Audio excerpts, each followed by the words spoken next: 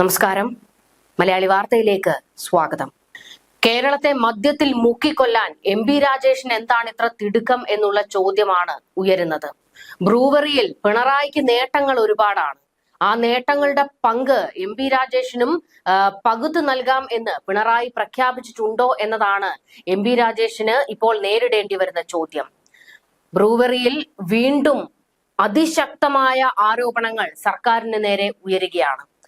നമുക്കറിയാം മുൻ പ്രതിപക്ഷ നേതാവ് രമേശ് ചെന്നിത്തല പിണറായി സർക്കാരിന്റെ അടിവേരിളക്കുന്ന അഴിമതി പദ്ധതികൾ കുത്തിപ്പൊക്കി പുറത്തു കൊണ്ടുവന്നിട്ടുണ്ട്.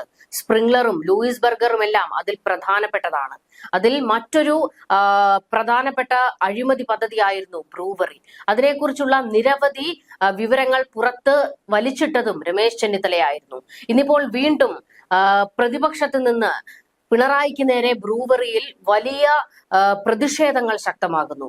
അതിന് ഒപ്പം പിണറായി വിജയനെ എടുത്തിട്ടലക്കിക്കൊണ്ട് CPIയും പല വിവരങ്ങളും പുറത്തേക്ക് വിടുന്നു. ഇതോടുകൂടി ബ്രൂവറിയിൽ അടിതെറ്റി നിൽക്കുകയാണ് പിണറായിക്ക്. മന്ത്രി എം.പി. രാജേഷിന് നേരിട്ട് അടികൊള്ളുന്ന ചില വിവരങ്ങളും ഇപ്പോൾ പുറത്തേക്ക് വരികയാണ്. അതുകൊണ്ട് തന്നെയാണ് പ്രതിപക്ഷത്ത് നിന്ന് മന്ത്രി രാജേഷിന് നേരെ വലിയ ആരോപണങ്ങൾ ശക്തമാകുന്നത്. ഒയാസിസ് കമ്പനിയുമായി മന്ത്രി എം.പി. രാജേഷ് ഡിസ്റ്റിലറി തുടങ്ങുന്നതുമായി ബന്ധപ്പെട്ട് ചർച്ചകൾ നടത്തിയിട്ടുണ്ടോ എന്ന് വ്യക്തമാക്കണം. 6ഓളം കമ്പനികൾക്ക് ആരുമറിയാതെ ഡിസ്റ്റിലറി തുടങ്ങാൻ അനുമതി നൽകിയതിൽ വൻ അഴിമതിയുണ്ട് എന്ന് പ്രതിപക്ഷ നേതാവായിരുന്ന രമേശ് ചെന്നിത്തല ആരോപണം ശക്തമാക്കിയിരിക്കുന്നത്. എലപ്പുള്ളിയിൽ പഞ്ചായത്ത് അധികൃതർ ഈ കാര്യം അറിഞ്ഞിട്ടില്ല. അവിടുത്തെ MP-യും MLA-യും അറിഞ്ഞിട്ടില്ല. ഭൂമി വിണ്ടുകീറി കുടിവെള്ളം കിട്ടാത്ത പ്രദേശത്താണ് ബ്രൂവറി തുടങ്ങുന്നത്. മദ്യമോ വേണ്ടത് കുടിവെള്ളമാണോ വേണ്ടത് എന്ന ചോദ്യമാണ് ഇവിടെ നിന്നും ഉയരുന്നത്. ഈ പദ്ധതികൾ ജനങ്ങളുടെ താല്പര്യത്തിനെതിരാണ്. ബ്രൂവറി ഇടപാടിൽ വലിയ അഴിമതിയുണ്ട്.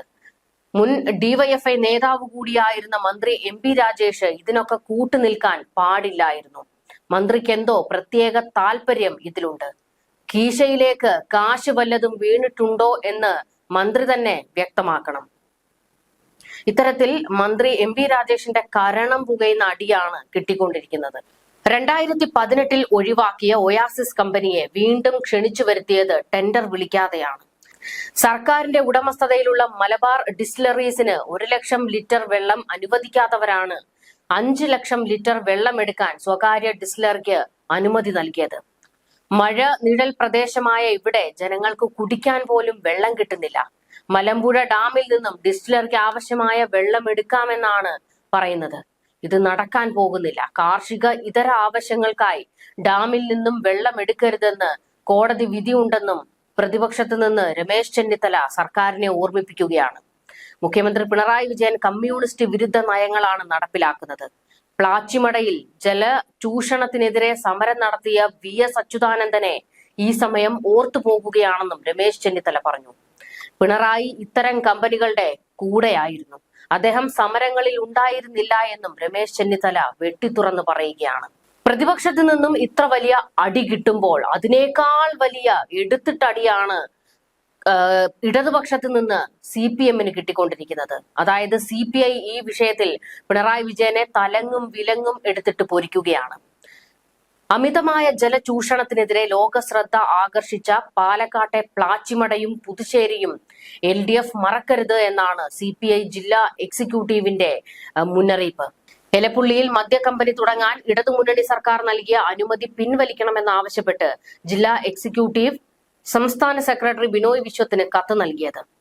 എലപ്പുള്ളി പഞ്ചായത്തിൽ മദ്യക്കമ്പനി പ്രവർത്തനം ആരംഭിക്കുന്നത് പാലക്കാട്ടെ കുടിവെള്ള പ്രശ്നം രൂക്ഷമാക്കുമെന്ന് നിർവാഹക സമിതി യോഗം മുന്നറിയിപ്പ് നൽകിയിട്ടുണ്ട്.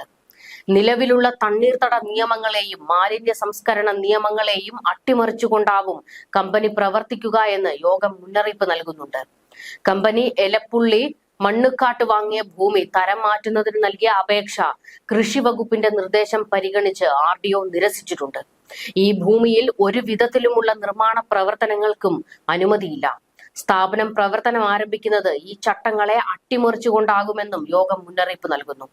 കൊക്കക്കോളയുടെ ജലചൂഷണത്തിനും പരിസ്ഥിതി മലിനീകരണത്തിനുമെതിരെ പ്ലാച്ചിമടയിലും പെപ്സിയുടെ ജലചൂഷണത്തിനെതിരെ പുതുശ്ശേരിയിലും വർഷങ്ങൾ നീണ്ടുനിന്ന ജനകീയ സമരവും നിയമ പോരാട്ടവും നടത്തിയിരുന്ന കാര്യം നിർവാഹക സമിതി യോഗത്തിൽ പരാമർശിക്കപ്പെട്ടു.